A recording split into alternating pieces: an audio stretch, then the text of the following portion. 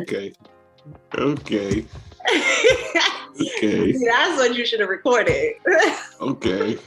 So people can know, like, at least they know, like, you got something to say? I'm listening to you.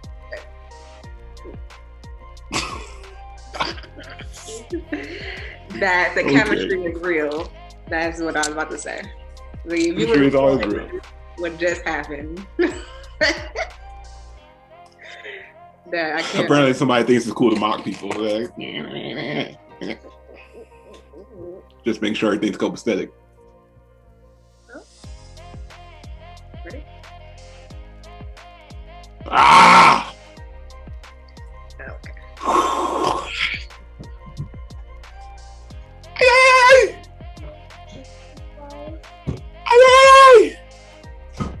Woo! I'm ready. 60. Hello, everyone. It's your girl, Diamond SKY. And today, I'm here with my guy, Mr. Ding, Wealthy Delivery, Devon Connors. The one and only.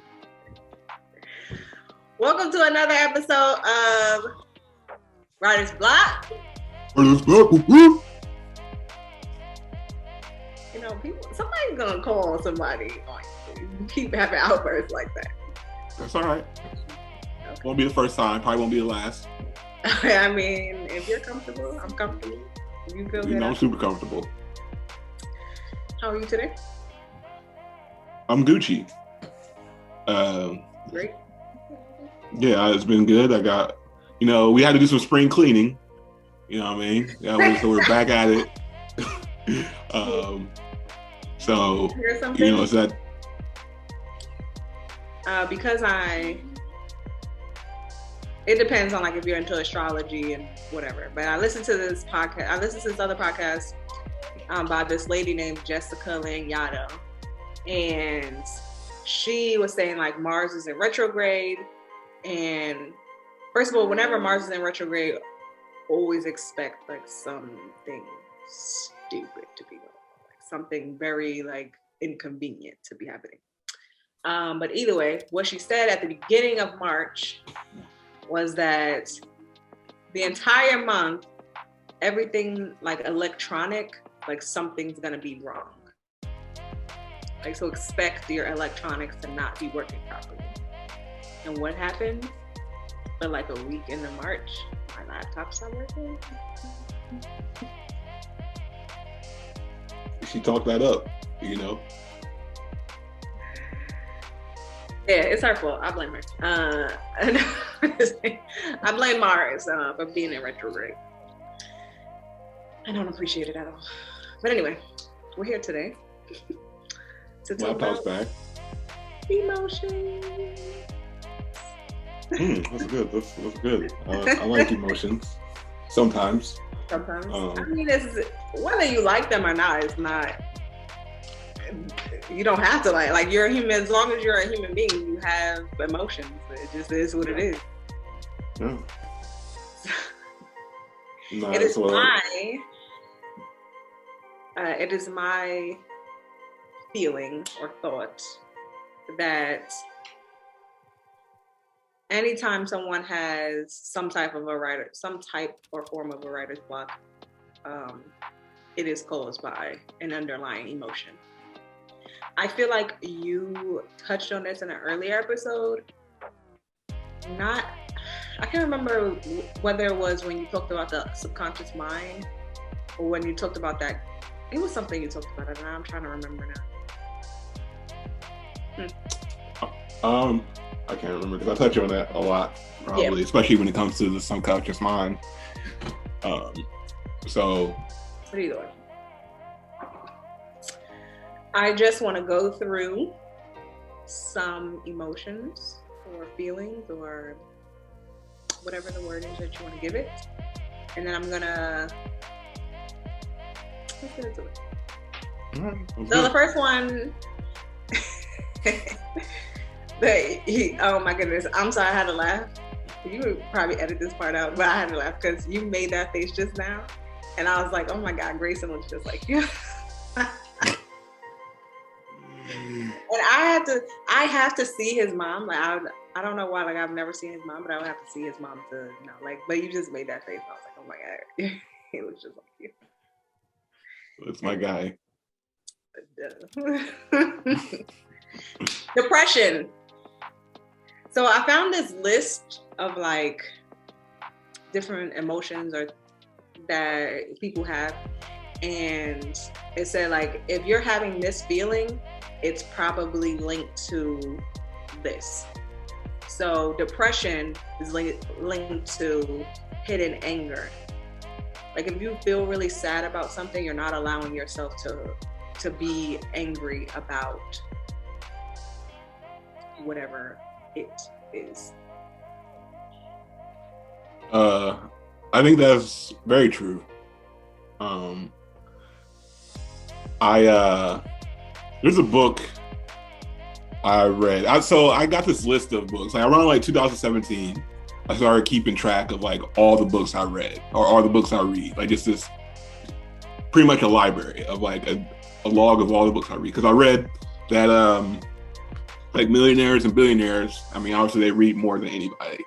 I think I read somewhere like Mark Cuban reads like 200 books a year or something crazy like that. But what's that? Knowledge is power. Knowledge is power. And power is, no, I'm not gonna say that. But knowledge is power. So I started keeping this log of everything I read. When I really fell in love with reading again, I started keeping track of like all these books. And I haven't updated it in a while, so I went and updated it because I want to, like I said, talk about some of those books here on this podcast. Mm-hmm. And it's funny that you're talking about emotions today because the book I want to talk about is this book called The Power of Now. And it's by Eckhart, what's his name? Eckhart, I don't know how to say this dude's name. Let me see. Power of Now. Eckhart Tolle, I'm gonna guess, Tolle. And it pretty much, if you're dealing with like unhappiness, depression, anxiety, and this is a good book for people to read. And there's really like 4 big takeaways I took from the book. The one is like what to do when you're stuck. You know, you just feel stuck. And it talks about getting into the present moment by using meditation and then like letting it reveal itself to you. Mm-hmm. But the biggest thing, like to go to the point you just said, anxiety and like pain and suffering, pretty much. Like pain and suffering comes from resisting what you can't control. And like, that's where like, you know, so I think that kind of fits with, you know, what you just touched on. Like, cause some things we can't control and you're like trying to resist it or you're trying to like fight it, but it's like, yo, you have no control over that. Right. And so not letting your emotions be your emotions. Like you can control your emotions to a certain degree, but if like you're feeling something, you're feeling it. Like you have to let that thing out or be whatever emotion it is. I agree. And you said anxiety. So anxiety was the second one on the list. So it says that anxiety is linked to you needing to wake up to your needs. And all right, I'll let you say what you think of it. Let's go. Good, keep going. So the only reason why I was gonna go anyway, anxiety being waking up to your needs is because I feel that way. Like even in the morning times when it's time for me to get out of bed, I'll have this moment of like, okay, I'm gonna get up. No, I'm not gonna get up. Am I gonna get up? Should I get up? When should I get up? Should I get up? Right? Like it's this, and it's like, dude, just get up. Like literally, if you would just get out of bed, you wouldn't be having this moment of like, should I not? Like what's happening? Was it like, no, just do. Mm-hmm. Don't sit here and contemplate over and over and over again. That's what causes the anxiety to have, you know what you want to do, but instead of doing it, you're now like you were saying, like resisting. Yeah. And which is sad on that part, because now you're resisting something you actually can control. You know, if you like, you can control getting out of bed. You know what I mean? Like that's, so now you're building anxiety off something you use, like you said, just get out of bed. That anxiety is gone because now you're just in it's due time. You know? And I struggle with that myself. Like sometimes I'll just lay in bed a little bit longer. I'm like, and it's like, but sometimes I do like, I'll take a moment, because there's some days I'll wake up like, man, what do I do today? Or what, like I'm feeling this anxiety, but like I almost feel it on purpose. So I can be like, all right, you gave your 5 to 10 minutes of like feeling this anxiety. You're done for the day. Get up, now go kill shit. Right. I definitely feel that, because there's a point in me being like, should I get up? I don't want to get up. It's kind of cold. Like just saying random shit in my head, I'm like, yeah, you bullshitting. Get up. Yeah. like it's like, all right, that's enough. Like you done been cozy a couple of more minutes. Just go ahead and get your ass out of bed. Get up and get shit going. Get it going. All right. The next one was jealousy, and I think that, like, as it pertains to writing, so what it's linked to is what you want. So I feel like I've come across that, like, as far as it comes to my writing, because I'm like, I want my writing to be like a New York Times bestseller. And I'm like, but then you have this vision of what that looks like. And then you kind of get this like jealous, envious kind of feeling, like maybe it won't be like those other books. So then it's that back and forth feeling again.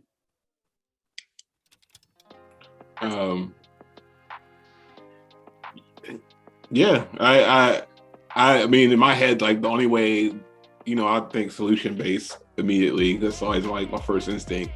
And like, if I wanted the New York bestseller book, like you said, what does that look like? You start thinking in your head, but do we really know what that looks like?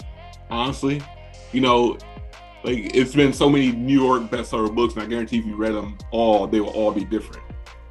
So I think like, all right, this book I'm writing may be a New York bestseller, but so may the next one. Or if this one's not, the next one will. It's kind of like shooting, you know, real shooters, you know, they don't care about the misses, you know what I mean? But once it goes, because they're thinking about that next make. So like each time I write, I'm like, yo, this is about to be fire. This is about to be fire. And even if like, if it's not a New York bestseller, I'll just go approach the new one like it's going to be.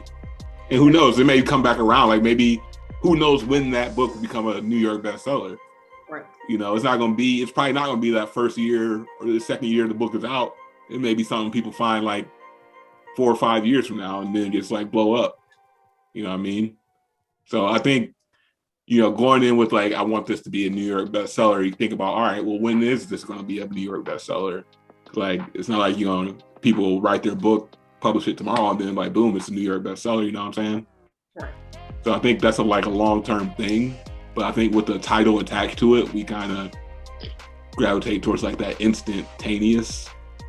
So technically, you already have a New York bestseller. People just don't know it yet. It's just about the things that you want, though, right? Because that's what I want. Yeah. The next one. You got it already, though. That's the thing. It's already a New York bestseller. It's just all about crossing some T's and dotting some I's at this point. You got a New York bestseller. Thank you. That's what I'm telling everybody. That's what I'm telling everybody until everybody started like, oh, if I tell everybody it's a New York bestseller, they go buy it. Eventually, it's gonna be a New York bestseller. Psyche. Resentment, being connected to violated boundaries. And now, depending on the type of writing that you're doing, because we always talk about your writing is more like informational, and my writing is more emotional. as you write your different stories, you might come across a story that's harder for you to write because you haven't either set a boundary or somebody crossed the boundary, and now you're dealing with that emotion as you're trying to write. Yeah, I mean, I don't. You don't disagree. Yeah, I don't disagree. No, I haven't experienced that myself, so I can't really. That's what I was saying. At least not when it comes to my writing, you know. So I really can't say too much about it, but it makes sense, you know, because you want to be in a great emotional state when you write. And like if you dealt with somebody crossed some kind of boundary, that's like it messes up your whole flow in a sense. You go, you know, now it's on your brain. You're really trying to write your book, and in the back of your head, you think about, man, that person pissed me off when they said that, or they shouldn't have did that. And like now instead of thinking about writing, you're thinking about that situation. So Rich. The next one is bitterness, and that's connected to withholding forgiveness. The only reason why I was about to connect those two is just what you said and what I'm about to say is that it changes your story. And it might not be as authentic as it's supposed to be, because now you either you're being resentful, or you're being bitter. Like you're holding on to all of this stuff. So you're like, no, I don't want to write it that way. Let me write it this way. And now your writing is not vulnerable. We all know, like as writers, the more vulnerable you can be in your writing, the more people connect to you. I think that's even, yeah. I mean, 100%. I think that even goes with just, not even just in writing. I think that's just like in business and your marketing and everything. Like the more vulnerable you are, the more people is like, yo, I can relate to that person. So, like I said, when you write a book, you're giving a piece of yourself to someone. Like I'm literally giving people what goes on in my head. Like that's the most authentic way I can give people, because there's a lot of shit that goes on in my head that I don't talk about on video, or I don't like just, but in my books, I let that shit out. And I'm giving a piece of like, yo, you getting a piece of the way I think, you know? So the next one was anger. And the thing that's connected to it says, if you're angry, then it might be time to make a change. I don't find myself being, I get mad about stuff, but not like true anger.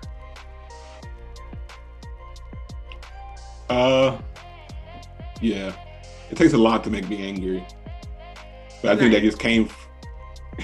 I think that just came from like really being able to scale what I'm angry about and like look at like, is this worth me even being angry? Like emotionally, you know what I mean? Like energy wise, is it worth me being angry about? You know, because if somebody do something to make you angry, it's kind of like in your heart of hearts, if you're really a confident, comfortable person with yourself, you're like, that's probably on them. Like, yo, that's something on their end. Like, I'm not gonna let what they did make me. I don't know. I just think like, is it really worth being angry about? And it may be. I don't, some stuff may just right. And you find yourself being mad about something. Again, I don't know. Again, it's just one of those things where you don't want it to hinder you writing, though. Like, I found myself being mad. Like, again, my book is super personal. Broken Skin is super personal. So I have found myself getting angry about stuff like I wrote delete. Like, I don't even want to write this. Right, and then you take stuff out. So don't do it. Like, just figure, like you just said, like, is it worth being mad about, though? Because it could make for a great story.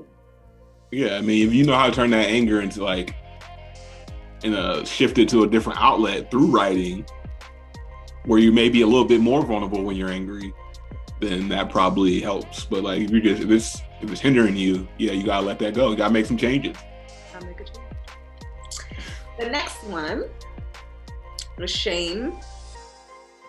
And shame and guilt. So shame and guilt, which I think were interesting. So shame was letting others define who you are, and then guilt was letting others define what you should do.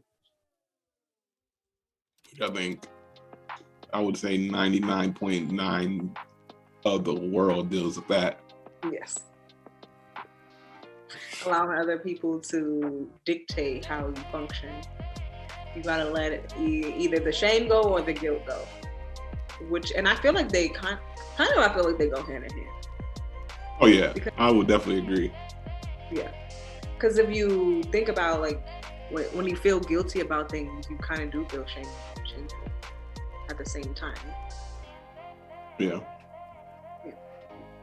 And as far as it pertains to writing, again, you may not give yourself the credit to write in a vulnerable space if you feel guilty about something, or you're allowing whatever it is that somebody else said. You have to, right? So back to like, you have to know what it is that what point that you want to get across, right? And if you can't get that point across because you're like, oh, so-and-so is going to read it and I'm going to feel bad, or whatever the case may be. You know what I'm saying? Yeah. I think you got to go to that. I think you got to make your book or whatever you're writing a safe place for you. Yeah. Where you're allowed to be. You like that? Am I spitting? Oh, bars. You gotta this is your thing. So allowing yourself to be angry, or allowing yourself to be upset, or allowing yourself to be happy, allowing yourself to be cheerful, like all comes into play because this is your safe place. You know how I have that, it's funny, I have that, I forget the name of the app, CoStar app. And it said, like, my thing today said, make your heart and your mind a safe place for yourself today. And like, I think you should do that with your book or your writing. Make your writing a safe place. Because this is your place. Like, people, when they buy your book or buy your writings, they're coming into your world. You know what I mean? Your world, absolutely. Like, so I think you're allowed to feel how you should feel when dealing with your art. That's why I wrote in Nepotism for Dinner, that's why I wrote my petty chapter. The one. Yeah, you was mad. Well, it's just like, that's the way my brain works. Well, like, really, that's really. You was like, oh, I'm mad? Oh, I'm mad. I'm just petty. Because, like, it's. You seem big mad. Did I? It was a super petty moment. Yeah, because I can get there. I can go there. Like, I'm not going to, I wasn't mad. It's more funny. Like, yo, this will be funny if this happens. Because I just don't like. I mean, I read the book, so. You thought I was mad? Okay. I mean, that's fair. Maybe, who knows? Maybe I was. I feel like you felt some type of way. I definitely felt some type of way, but not in an anger sense. I definitely can see. If you haven't read Nepotism for Dinner by Wealthy Delivery, Devon Connors. If you have not read it, read it. It's a great book. And the last chapter, he definitely is being big petty. Chapter before last. It was the chapter before last. All right. Yeah, it was. You know better than me. You wrote it. I read it. I just read it. Was I too petty? I just want your opinion. Was I not too petty? No, I think it was a great way to get a point across. And that's all. Like, somebody's gonna dig at you and the things that you are trying to accomplish because they don't understand. Because they clearly have, they're jealous. They want what you have. My thing is, if you're just gonna make a comment, do your research first. That's all. That's the real thing I'm trying to say. I try not to, and I mean, I try my best not to say anything that I don't know. the right vernacular. Because I don't like, if I don't know about something, I just don't comment on it. I'm just like, oh. Right. But like, if I've done my research, and I'm not even like, if I've done my research and I'm not even rebutting to say a person's wrong. I'm just like, hey, this is what I found out, and it was make sense to me. Right. But that was just, I mean, it was blatant. Like you didn't even do your homework, bro. And now I'm gonna show us how much homework you really didn't do, because I'm gonna go back a little bit on why. Yeah. Sadness is what you care about. So if you find yourself being sad while you're writing, just understand that that's a moment that you should really take in. I feel people don't allow themselves, me personally, I don't feel like people allow themselves to feel sad, because we live in a world where everybody knows that you're strong, you gotta just deal with it, whatever the case may be. But take a moment, allow yourself to feel your feelings. And if you're sad, just take a moment to cry or do whatever it is you do when you get sad. But take that vulnerability into your writing. And the last two, disappointment. Yeah. Which, as I was saying, these last two were literally my favorite ones, just because I don't think that we give ourselves enough room to say, like, I feel disappointed because but that means that you actually tried. Like, you really, like, I'm not gonna say what I just thought about, but if my book does not, well, I'm not gonna say that. If I get up in the morning and I don't do the best workout, right, and I don't feel like, dang, like my body's not sore the way it needs to be or whatever like that, but I got out of bed, right? And on my Broken Skin podcast, I always talk about steps, right? Mm-hmm. And there's steps like I had to talk myself into getting up out of bed this morning, right? But when I did work out today, I'm like, damn, I don't got the band that I need. And then I feel some type of way. And it's like, okay, it's okay to feel disappointed, but guess what? I got step one, right? Get up and get out of bed. Step two was making sure that I had like a space to work out. Step three, when I got to the thing that I needed the band, I'm like, oh shit, I ain't got it. And it's okay. Like, the world's not gonna end, nothing's gonna crumble because I don't have that. It doesn't mean that I should now stop doing everything because I don't have one thing. So take steps 1, 2. Let's fix step 3. So tomorrow, when it comes back around, I know that I have everything that I need to get all the steps done. But I tried this morning, and I have been in a great mood ever since. I think that just goes back to like trying to plan out your ideal life, mm-hmm. like planning out the perfect day. Mm-hmm. Like, mm-hmm. You're not going to make the perfect day in one day, you know. But the perfect day is really built off of multiple days. Because like this even goes back to that book I was just talking about, The Power of Now. Another big takeaway I had with that from that book was about death. And the goal in life is to die before you die and realize there is no death. So like when I wrote An Hour of Play, I pretty much wrote that like if this was the only thing I had left for my son and I died, will I be able to die peacefully knowing that this thing exists? And yes, I would, like, you know, that like that's, I feel like if that's all he had to resort to and learn from to go on and make his life the way he wants, he can take that book and do so. So that brought peace within me. Like, all right, I've still got work to do, but I know if something happens to me, the base or the foundation of what I'm trying to do is in that book. And then this goes back to like, the other thing I took away is like, what is life? Like, life is just a series of present moments. That's why it's so important to like be in the present. So you had the first two steps in those present moment. You didn't have, in that present moment, you didn't have the third. But like you said, you can come back tomorrow. Now you do have a third. And like and now you're stacking that up on top of that day. Like, so the next day, step 4 is ready because you already took care of 1, 2, 3. So now by the time like you do this throughout the whole day, over multiple days, you realize, all right, I built the perfect day. Now I can just live that perfect day every day.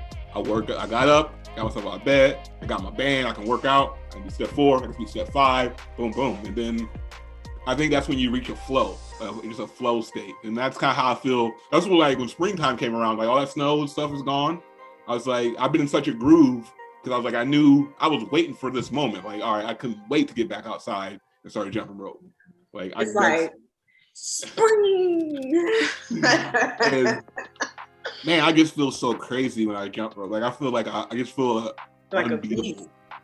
Like, I guess like when I'm like, man, I'm just gonna win. I just feel like that. Like every time I jump, I was like, yo, I'm just gonna win. And it's an addicting thing. I think, and that's just part of building my perfect day. Like every day, my perfect day, I jump rope. And it's like and so yeah, I think, realizing life is just full of present moments. And sometimes that what you really intended or what you wanted isn't going to be there, which may lead some disappointment, but don't stop. Just fix it the next day or the next time you get a chance to. And the last one, insomnia. Insomnia. It means you have 2 conflicting core beliefs. And I was like, see, this is that me not wanting to get out of my bed. Like, do you want to be lazy? Do you want to be your best self? like this true choice, right? Because it's not like, I always say like that 10, 15 minutes of me not really wanting to get out of my bed, I'm not asleep. I'm literally having a conversation in my head. And that's how it happens in the middle of the night. I'm like, oh shoot, I got something to do. I don't want to do it. I just want to sleep. But it's like, you got something to do. You went to bed before you got it done, and now you think you're gonna get all this good sleep, but you know you're not gonna get all this good sleep because you ain't doing what you had to do before you went to bed. Right. And so now I'm just up, thinking about what you didn't do, what you wanted to do. And that's very damaging. Like, I don't even need to say anything about that. Like, that just will kill your mental capacity and just fatigue on the brain like no other. So, yeah. Some carrots hitting. Mm-hmm. I got hummus too.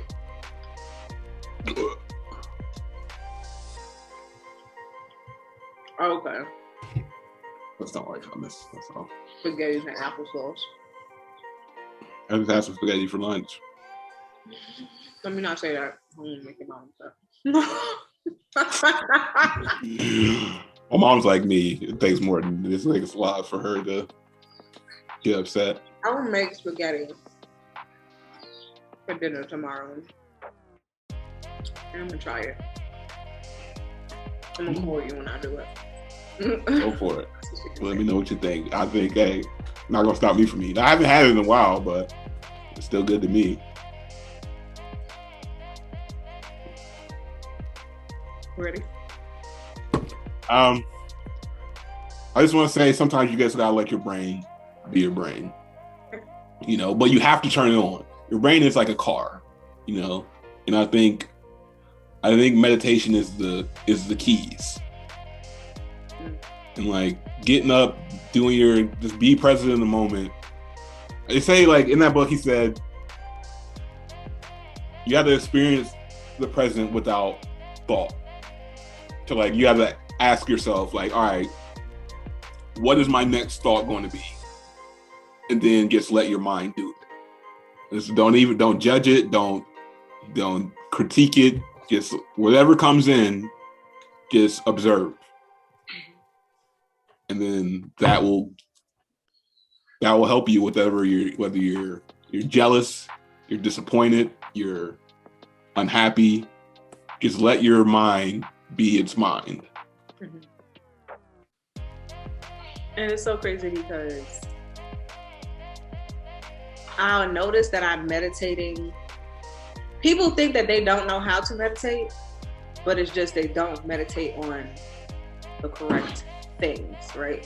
Yesterday I was at work and I was meditating on a thought so hard that I literally just like it's that moment of like you feel yourself come back. I was like, oh dang. Like I really, it's like when you drive, like people say this all the time, like you're driving and you forget that you're driving because you're so in your head and you're like, oh snap. Like where was I at just now? Like that is meditation. Like to me, like at least that's what it feels like. Like I was so far in one thought process that when I come back from it, I'm like, oh, I was so like in a whole other planet. I think that's important. You just said that because like it goes with like good, negative, and positive. Like it's usually the same type of process. It just one goes one way, the other goes other. So like people will get, like you said, get lost in that thought deep, like forget where they're at on something like that's not benefiting them. Mm-hmm. Or you can get lost in a thought in your future or like what you really want out of life. It's kind of like I remember this person like excitement and like fear bring on the same body, function. Yeah. So what'd you say? It was me. Well, I mean, you have said it, but I heard it on a Tony Robbins thing. Okay.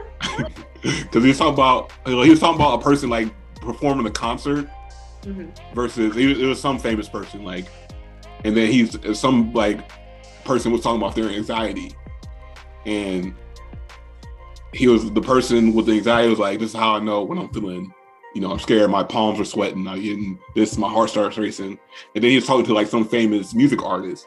He was like, my palms are sweating, my hands are start sweating. And he's like, that's how I know when I'm ready. Mm-hmm. And I'm like, and he's like, they literally took the same feelings, only she did it for something negative, and this artist did it for something like, oh, that's how you know it's time. Right. So I think that's the same thing with like getting lost in thought. You get so lost in thought, you're not even thinking about the present. Like there's something bad that happened, you're just harping on it. Or you can take like, yo, I am a New York bestseller. And I just like think about it, like, ooh, that'd be dope, book signings, you know what I'm saying? Like, and then you get so lost in that, people are like, yo, Diamond. And you're like, oh, sorry, I was just fantasizing about this New York bestseller I got here. And boom. Boom, there she is. Drop the mic. It's your girl, Diamond, SKY.